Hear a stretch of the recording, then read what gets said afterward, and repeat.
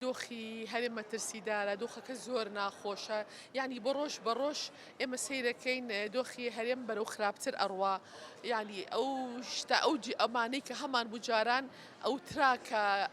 بڵێن هەرێم ئارامە، هەرێم ئازادیەکمان هەیە بەرەبەرە خەریکە ئەو شتانە لەدەستین، یعنی زۆر شتمان هەبوو بەڕاستی لە دەستماناوە، ئەمەشە گەڕێتەوە بۆچی گەڕێتەوە بۆ نایەک ڕێزی بەڕاستی، ئێمە سەیرەکەین لایەنەکان لە باتی ئەوەی یەک بێن یەک بگرن، دەستخە ناو دەستی یەکتر بۆ بەرەو پێشچوونی دۆزی کورد بۆ بەرەو پێشچوونی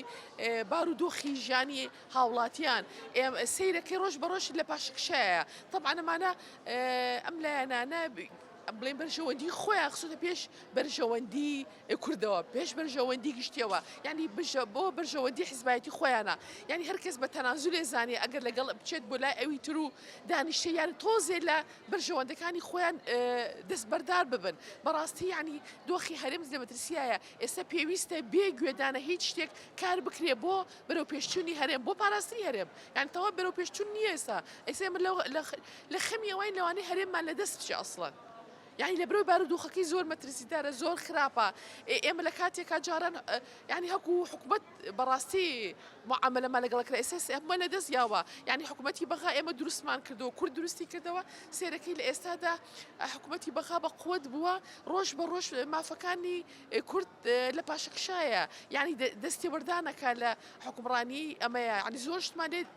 بڵێن زەوتەکە ئێمە چ ساڵانێکە خەباتەکەین و ئێمە 32 ساڵە ئازادی دڵمان خۆشە ئەڵین حکوومەتی کوردیمان هەیە ئەڵێن ڕۆژ بەڕۆژ باشە بین ئەڵێن ئازادیەکەمان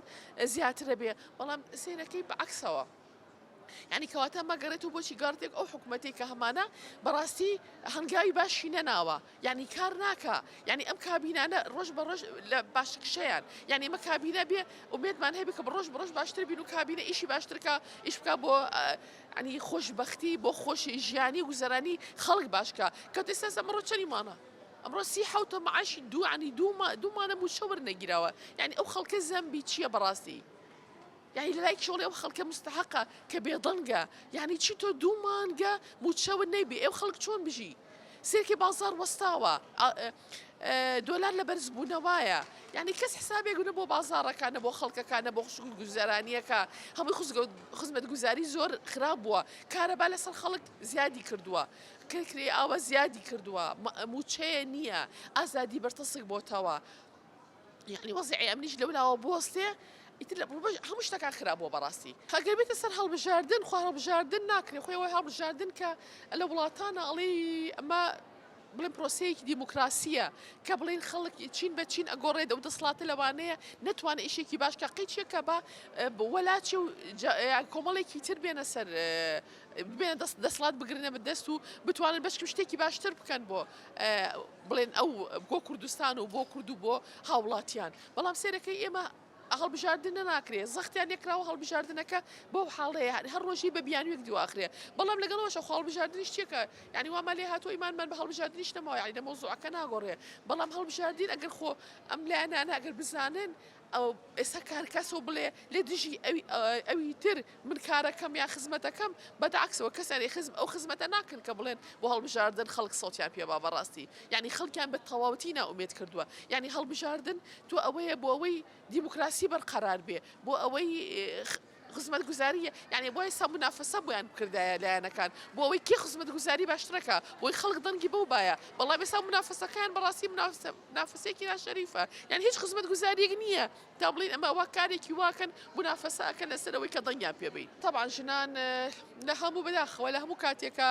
یعنی قوربانی یەکەم ژنانن چونکە ئەوەی باری ئابوووریەکە هەڵەگرێ ژنانە ئەوەی کۆمەڵایەتیەکەی وەک وەزاین هەر ژنانە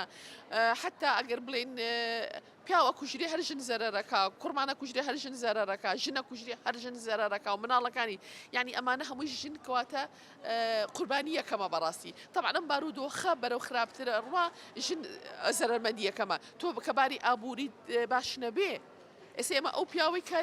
سێری ماڵ و حاڵەکەی کە یعنی لە شوێنێکی چۆڵەوانیە خانوویەکی هەر نازانی چۆنە دوو ژنی داناوە و حەوت مناڵ کەواتە مەگەر باری ئابووری باش وایە لەوانەیە تووشی ئەو کارە ساتانە بووی ئەم باری ئابووری خراپە کەواتە کێ زەرەری کرد ئەو تا دوو ژن کوژراوە و لەولا حەو مناڵ سەرگەردان بووە ئەگەر هەر شتێکی تر بێ کەواتە ژن زەرمەندی یەکەمە بەڕاستی لەبارەی کۆمەڵایەتیەکەوە تا ژنە ئەکوژرێ ژنە بڵین مافەکانی بە دەست ناکەوێ ئازادی لە کیسە چێ لەباری ئابوووریەوە عینەشتە یعنی ژن هیچ سەربەخۆیەکی نەماوە ژن ئازاد نییە ژن تووشی ناڕەحەتیە بێت تۆ ئەگەر ئەڵێ کاسەی پڕ ئاشتی ماڵە ئەگەر تۆ باری ئابووری خراپێ ئیتر ژنە کە ینی بڵێن ئەو بار و گوزەرانەکە بەڕێوە ئەبا ژنەکە پەروەرداکە ژنە خێزانە ئەبا بەڕێوە کە تۆ ئەگەر لە حاڵتێکە باری ئابووری بەش نەبێ ژنەکە چی بکە کەواتە بێ ژنەکە تەسحێ بەخۆی بە ئەبێ ژنەکە تووشی ناڕەحەتی بێ بۆی بتوانێ ینی ناندابین کا بۆی بزانێ خزمەت پێشکەش بە خێزانەکەی کە یاخود ئەوە تا خەمخۆری خێزانەکەی بێ خەمخۆری پیاوی بێ ئیتر ئەگەر لە ماڵە کچەمە خزمەتی ماڵە باوکی کە ینی کەواتە ژن قوربانی یەکەمە بەڕاستی میلەت لەواچێ ئەم میلەتە بەڕاستی مستحقی ئەو وەزعش بینکەتیان ینی بەڕاستی بە هەموو شتێک رازین ینی میلەتێکمان لێ هاتۆ بە هیچ نییە یعنی ئەو تا یەکێک نایێتە دەنگ دوومانە تۆ موچت وەرنەگیراوە کەس نییە هەر کەس ئەوە دەستی کردووە بەسەر کڵاوەکەی وەڵێ بابانەی بە یعنی ئەمە بەڕاستی ئەمە ناکرێ ئەمێ میلەت لە زیاتر لەو هۆش ینی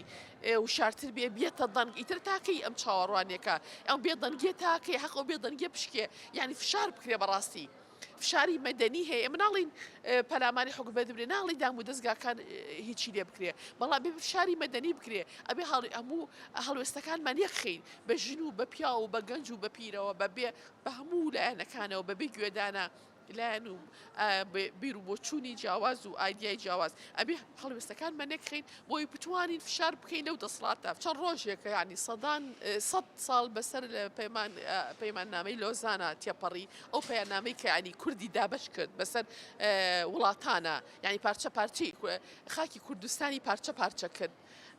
بەداخەوە بەڵام ئێمەەوە 100 ساڵ هەر خەباتەکەین و هەرویسمان هەنگایە بچینە پێشەوە و یعنی ئەو بکەین بەڵام لە 100 ساڵەی ئەمەیە یادی 100 ساڵەی پەیمانی لۆزانە بەڵام تا کورد هەر پەردەوازەیە کورد هیچی نییە یعنی ئێمە هەر دڵێکمان بخۆشە وڵاتان لە پشتمانن ئەوروپا لە پشتمانە ئەوروپایی لەبەر چاوی کاڵی ئێمە نییە و لەبەر چاوی ڕەشمان نییە ئەوروپا لەبەر بەرژەوەندی خۆیەتی ترە ماگەر ئەمریکای ئەمە رووسای ئەمە وڵاتانە ئێمە سێدەکەن ئێستا کوردستان دەورە دراوین بە دوژمنان لە هەر چوار لاوە ئەوە لە باکوورە ئەوە لە ڕۆژهەڵاتە ئەوە حتا ئێمە لە باشووری شایە ئەوە لە ڕۆژ ئاواش عینەشتە کەواتە ئێمە لە هەر چوار لاوە دەورە دراوین و کەسیش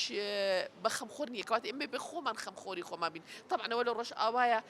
بەداخەوە ڕۆژانە هێرشکرێتە سەریان ڕۆژانە ئەو ینی ژنان لە خەباتەکانیانە بڵێ شەهید ئەکرێن لەبەر خوددانیانە ینی دوژمن چای پێ هەڵ نایە بەڕاستی چاوی نە بە کوردستانە هەڵیە نە بە خەباتی ژنانە هەڵیە ڕۆژ بە ڕۆژ کێ پێشەنگە ئەوەت بۆ شەهید ئەکا یعنی فڕۆکە جەنگیەکانی بەردەوام لەسەر ئاسمانی کوردستانە ئەسوڕێتەوە درۆنەکانی حکوومەتی و داگیرکەری تورکیا ئەوە تا ڕۆژێ لە شارباژێر و ڕۆژێ لە ئاباشینە و ڕۆژێ لە زابە و ڕۆژێ لە بادینانە لە هەموو لایەکەوە هێرشەکە ینی پەلامارمان ئەیە اینجا ئەنواع سیخڕومیتیان هەیە لە ناو شارەکانە بەڕاستی ئەو خەڵکە دڵسۆزانە دەستنیشانەکەن بۆیان بۆ لە ناوبردنیان ئەوە تا لە ڕۆژهەڵاتە وەزعی کورد طبعا خراپە ئەوە تا حکوومەتی ئێستا ئێران فشارەکە لەسەر حکوومەتی هەرێم و لەسەر حکوومەتی عێراقی ئەڵێ بێکە ئەو حیزبە ڕۆژهەڵاتیەکان لە کوردستانە نەمێنن و بێت چەک دانێن و بێت چەک بکرێن کەواتە حکوومەتی بەغاش ئێستا سێرەکەی جاران هەگەر حکوومەتێکی بەغا بوو یعنی ئەو دەسڵاتی نەبووی ئێستا سێرەکەی بەرەبەرە دەسڵاتی بە قوت بۆ ئەڵێ ئەبێ هەرێمی کوردستان پابند بێ بەو قسانە و ئەبێ بەو بڕیارانەی بڵێ حکوومەتی بەغاشەوە حکوومەتی ئێرانیشەوە کە داواکە نەبێ حیزبە ڕۆژهەڵاتیەکان چەک بکرێن ئەبێ ئەو حیزبانە نەبێنن لێرە ئەبێ بڵین نەگەری لا بمێنێ نە شەڕوان بێنێ ئەوانە کەواتە سێرەکەی ئەوتە لە ڕۆژ ئەوەی کوردستانش عینە شت یعنی بەردەوام هێرشیان لەسەر یعنی کەواتە کورد ئەبێ لەمە دەر زۆر بگرێ ئەبێ خۆی لە خەمی خۆیان بێ ئەبێ یەکگرتوو بێ ئەبێ لایەنەکان هەموو چوار پارچەی کوردستان ینی هێزەکان و ئەو حیزبە سیاسیانە یەک بگرن و یەکەڵوێست بن و یەکێتێکی نەتەوەی کورد دروست بکەن بۆ بەرەو پێشچوونی دۆزی کورد یعنی بۆ ئەوەی بیسەلمن بەڕاستی ینی مافی مرۆڤ پێشێل نەکرێ ینی دیموکراسی بەرقەرار بێ ینی ئازادی هەبێ ئازادی ڕۆژنامەگەری هەبێ ئازادی ینی زۆر شت هەبێ کاتی بۆ ئەوەی کە ئێمە تەسبیقی بۆ وڵاتان ئێمە هیچمان کەم نییە ئێمەش حەقی خۆمانە نەتەوەیەکی کە وڵاتمان هەبێ کە ماف و سەر بەخۆی خۆمانمان هەبێ